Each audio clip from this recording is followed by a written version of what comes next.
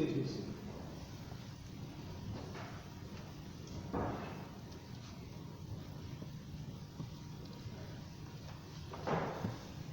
Today is another in my sermon series on the Unitarian Universalist 7 Principles. Many of you will know them. They've been a part of our shared sources of inspiration for some decades now. Printed in the front of our hymnals, shared in various poster forms in our churches. To give them their full title, we, the member congregations of the Unitarian Universalist Association, covenant to affirm and promote, and the list follows. Although they are not actually enumerated, we have always referred to them by the order in which they appear on the page. So today I would like to take up the 5th in the series, the right of conscience, and the use of the democratic process within our congregations and in society at large. Now I think it's helpful to remember that the principles, important as they are to us, are of comparatively recent origin.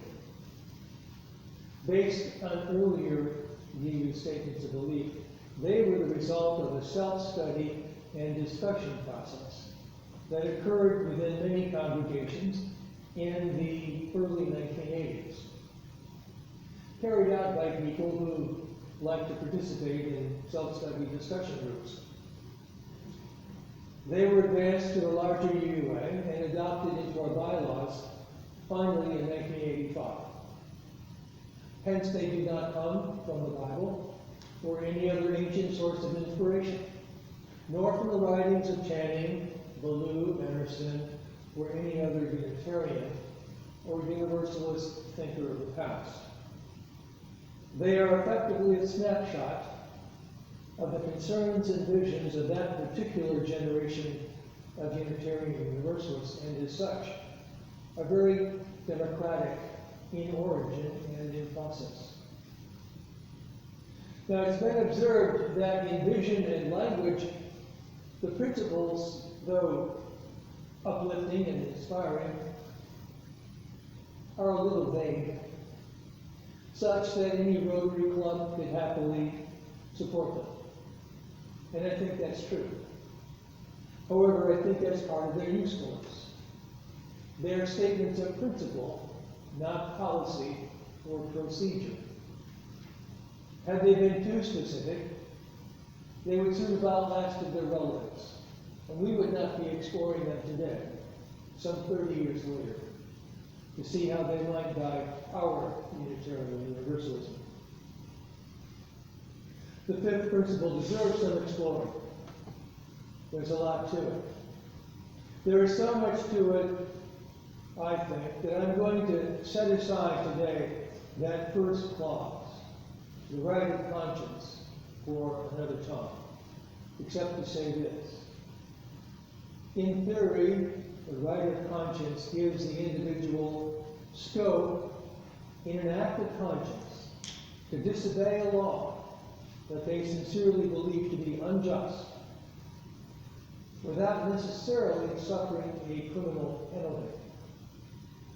In an earlier day, think of draft resistance. In the last few months, think of the whistleblower laws that, at least in theory, protect those who act in conscience to break laws, rules, or secrecy policies in order to expose actions we believe are immoral, dangerous, or illegal. The right of conscience should protect such individuals from punitive retaliation, to be fired from their job, for example. We, Unitarian Universalists, state that such a right of conscience is for us a fundamental religious principle. Now, given the current political season and the crucial importance of the upcoming national elections, I'd like to think a bit about the democratic process, as it says, both within our congregations and in society at large.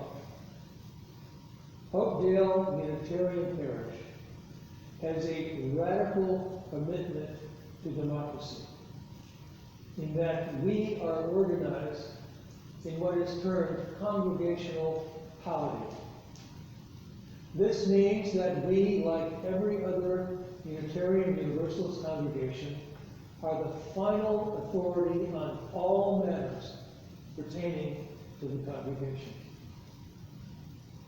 The UUA does have some regional staff and denominational headquarters in Boston, but they function essentially as service providers to the congregations. We have no pope, no bishops, no regional bodies that exercise any power over our congregations. We raise our own funds and decide how to spend them, set our own policies with regard to social justice, determine our own theological positions, ordain individuals to our ministry. In fact, in our way of doing things, only a congregation can ordain someone to our ministry. And with some help from Boston, we call our ministers to congregational service. Now, Unitarian Universalists are not the only religious body that has chosen congregational polity. But among those, with our openness to many, many sources of inspiration, we manifest the most complete commitment to the democratic process of any religious tradition that I know. This gives rise to a quip I've used more than once. Occasionally, when people learn that I'm a minister, they will volunteer that they don't believe in organized religion. And I've said, then you should give us a try. Because we're about as disorganized as you can get and still hold together at all. Now, it would take some time to trace out the various roots and reasons of our commitment to a jealously guarded tradition of congregational autonomy, going back centuries and bringing in experience of persecution at the hands of churches and government. Now, I hope you will attend the presentation here this Thursday evening, here at 7 o'clock, to hear a panel discussion led by Dr. Daniel McCannon of Harvard Divinity School, and on a panel with two local historians, Linda Hickson, who I mentioned earlier, and I'm going to probably mess up her name, Suzanne Skiermapoli, also a local historian, has to do with the Little Red Shop, I believe. They will be in a panel discussion speaking of the roots of Universalism in America. This is the 250th anniversary of that. And Dr. McCannon is bringing his class, his Harvard Divinity School class, on that subject here to Hopedale, to conduct the class and also then to have a public presentation that evening. And they will discuss these matters. It's open to the public. We've done our best to publicize it in town. I hope you'll come. I hope you'll speak to friends about it. It should be very interesting and really delve a bit into not just dry theory about theology, but what this town meant, how it came together. Abby Hills Price talking about women's equality and having the right to vote on all matters pertaining to the town. 70 years before women had the right to vote in the United States. We'll hear more about that, and I hope you'll come. Now, since I've come to serve you, I've heard more than one reference to a Hopedale bubble, the Hopedale bubble, which I take to mean that the town over the decades had a rather different and perhaps more privileged existence than surrounding communities. I don't know if that's true. If it were ever true, I suspect it no longer is. And not only with reference to the local economy, but let's face it, to a national and political situation that is, except for the rich, not very bubbly anymore for anybody. I think of the words of Jean Pickett that we shared earlier. For our human community, our common past and future hope, our oneness transcending all separation, our capacity to work for peace and justice in the midst of hostility and oppression, we give thanks this day. Now, I don't want to overstate things. A few of us on Friday evening gathered here to view the powerful film Harriet.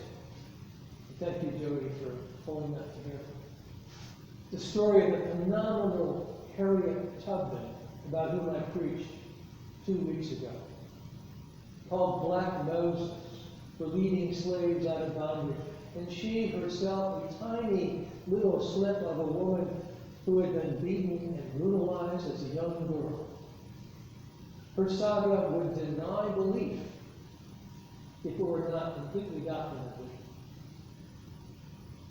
Now, despite some of the fevered rhetoric coming from both the political right and left, we are nowhere near the situation that she lived through and helped to eliminate. Legalized slavery and widespread bloody violence that preceded the Civil War. Nor are we about to descend into a second Civil War, as much as a few extremists on both sides seem to relish the prospect. Yet, because of actions taken by our national government, we are, in my opinion, in a situation of hostility and oppression that we have not seen since the 1960s.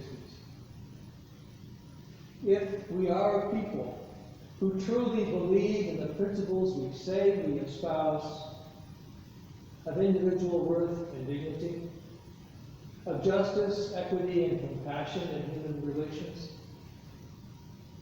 of the right of conscience and the use of the democratic process, if we are the people who, as it says in our sources of tradition, are guided by humanist teachings, which counsel us to heed the guidance of reason and the results of science, and warn us against idolatries of the mind and spirit. If we are those people, then I believe that our capacity to work for peace and justice in the midst of hostility and oppression is needed today more than in many years.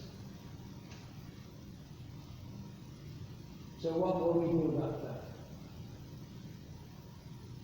How will we, as individuals and as a congregation, discern what our response may be in our town, our nation, and the world in 2020? What challenges within our own parish need thoughtful, democratically determined response? What challenges within Hopeton and the region around us?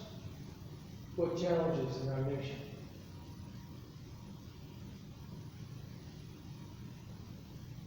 Faced with a difficult and challenging world, a world of unequal wealth, a world in which millions of Africans have been kidnapped and sold into slavery to be used and abused like so many animals. A world in which women, half of the population, were denied the right to vote, hold property, or participate in the political process. Aiden Blue and other utopians around the area chose to withdraw from the world as best they could, founding brave little communities like Hopeton on ideals of peace and equality. We heard earlier the testimony of Abby Hill's Christ, that at least for decades, those ideals worked better here, in fact, than they did in the world around them. It would be hard to do that today, I think. The world is interconnected and moves at a speed unheard of in human history. It's just the most prominent example. Illnesses that arrive in areas of the world we used to think of as remote spread via air transport to the rest of the world in 1 week. It would be hard now to replicate the idealistic efforts of fraternal communion #1, as Hopedale was originally called, or Brook Farm, or Fruitlands, or any of the other utopian communities that were established around the same time. It would be hard to do that now. And I don't think we should. The situation is too dire. The threats to the democratic crisis in society too serious. The world needs you and I. People who are willing to live our principles into action. And not just we and our principles, but the principles and beliefs of all religions and people of good faith. Religions and people of courage who are ready to give thanks for our capacity to work for peace and justice in the midst of hostility and oppression. The plan proceeds even if they themselves may not live to see the fruits. It is for this we are here. Amen.